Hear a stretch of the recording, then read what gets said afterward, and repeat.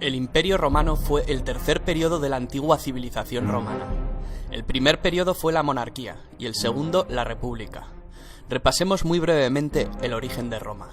Según la tradición romana, el origen de Roma se remonta a los hermanos gemelos Rómulo y Remo, que de bebés fueron amamantados por la loba Capitolina. Más tarde, Rómulo mató a Remo y fundaría la ciudad de Roma sobre el monte Palatino, convirtiéndose en su primer rey. La forma política de Roma será la monarquía hasta que fue expulsado el último rey, Tarquinio el Soberbio. Después de la expulsión del monarca se creó un senado permanente que decidió abolir la monarquía, convirtiendo a Roma en una república. Durante la etapa republicana, su principal competidora fue la ciudad púnica de Cartago.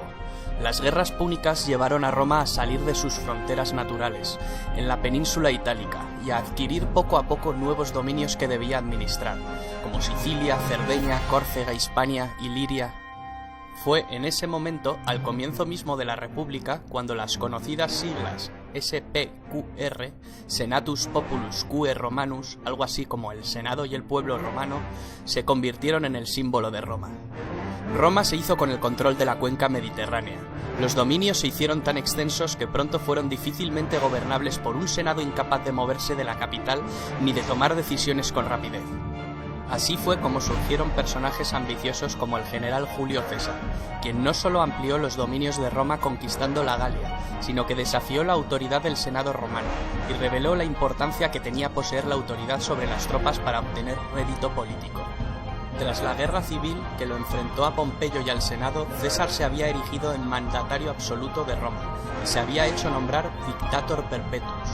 Tal osadía no agradó a los miembros más conservadores del Senado romano que conspiraron contra él y lo asesinaron durante los idus de marzo, dentro del propio Senado, lo que suponía el restablecimiento de la República, cuyo retorno sin embargo sería efímero.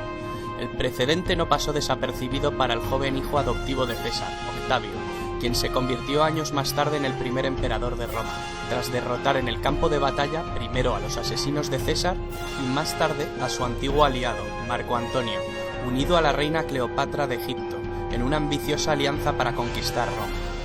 A su regreso a Roma, el poder de Octavio fue enorme, tanto como lo fue la influencia sobre sus legiones. En el año 27 a.C. se estableció una ficción de normalidad política en Roma, otorgando a Augusto por parte del Senado el título de Imperator Caesar Augustus. El título de emperador, que significa vencedor en la batalla, lo convertía en comandante de todos los ejércitos. Formalmente nunca aceptó el poder absoluto, aunque de hecho lo ejerció. Aseguró su poder manteniendo un frágil equilibrio entre la apariencia republicana y la realidad de una monarquía dinástica.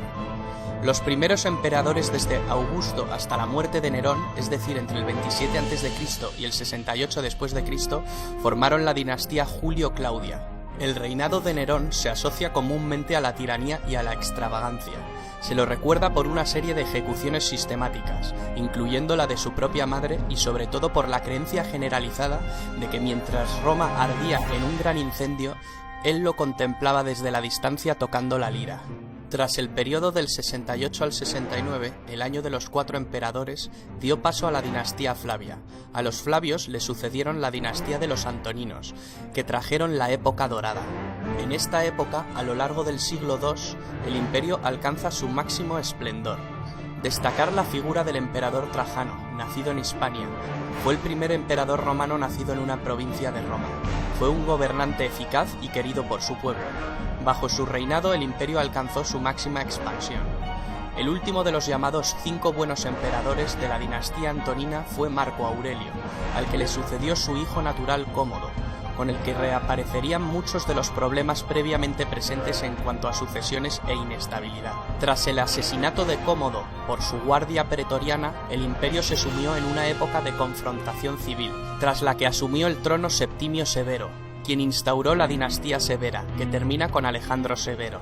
Después entramos en lo que se conoce con la crisis del siglo III, un periodo de 50 años de duración. Es un periodo de profunda crisis, durante el cual se producen fuertes presiones de los pueblos exteriores y una fuerte crisis política, económica y social en el interior del imperio. Tras una fase de anarquía militar en el que la seguridad y la unidad del imperio se habían visto gravemente comprometidas, diferentes emperadores de origen ilírico y danubiano lograron reunificar el imperio y sentar las bases para restablecer la situación. Esta crisis se estabiliza con el ascenso de Diocleciano, que llevó a cabo un importante programa de reformas. El emperador Diocleciano comprendió que el imperio era demasiado vasto para gobernarlo en circunstancias tan graves, y decidió trocearlo. Esta época es conocida como la tetrarquía, o gobierno de 4. Implicaba que el gobierno del imperio se repartía geográficamente entre 4 gobernantes. Este sistema fue útil mientras estuvo al mando, pero colapsó en el momento en que éste abdicó. La gran persecución de Diocleciano fue la última y quizá la más sangrienta persecución de cristianos en el Imperio Romano. El sistema de la tetrarquía desembocó en una lucha entre gobernantes en la que solo podía quedar un emperador. Este fue Constantino el Grande, legalizador de la religión cristiana por medio del Edicto de Milán en el año 313. Convocó el primer concilio ecuménico universal en Nicea, en el año 325. En este concilio se unifican los dogmas y se sientan las bases del credo oficial. Se considera que esto fue esencial para la expansión de esta religión. Constantino fue el primer emperador cristiano. En esta etapa se produce el traslado de la capitalidad del imperio a la antigua ciudad de Bizancio, reconstruida y ampliada por decisión del emperador que pasó a denominarse Constantinopla. El imperio poco a poco fue entrando en declive. El emperador Teodosio I hizo de la religión católica la religión oficial del imperio.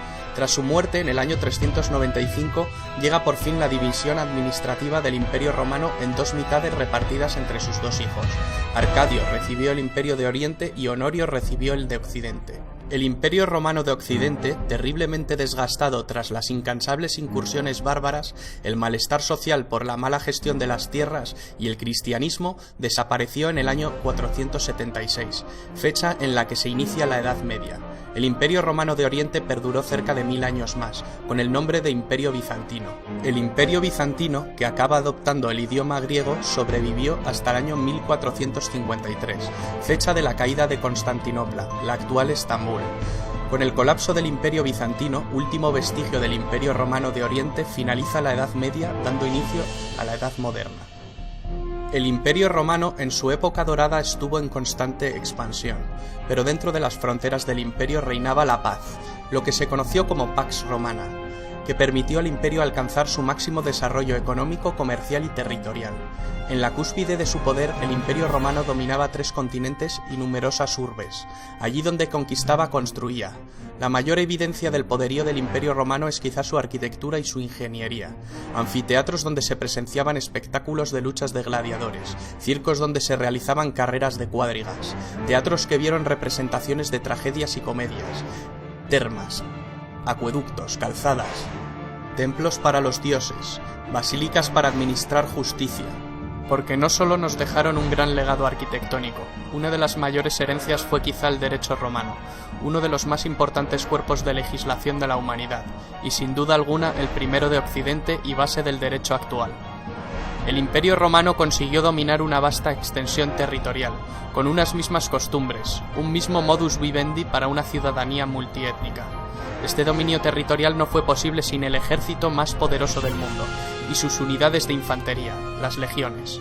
Durante el imperio el ejército estaba formado por 30 legiones de unos 5.300 hombres cada una. Cada legión se dividía en 10 cohortes, y estas a su vez en centurias. La centuria era la unidad básica de infantería, formando la espina dorsal de las legiones. Cada centuria constaba de 80 hombres y era comandada por un centurión. Para entrar en la milicia, una condición indispensable era ser ciudadano romano. Los esclavos lo tenían completamente prohibido. La sociedad se dividía en varios estamentos. Los ciudadanos romanos se dividían en patricios y plebeyos. Se denominaba patricios a las familias más antiguas de Roma, quienes formaban una aristocracia. Poseían privilegios. Al principio estas familias componían el grueso del Senado. Poco a poco, la descendencia de estas grandes familias fue desapareciendo.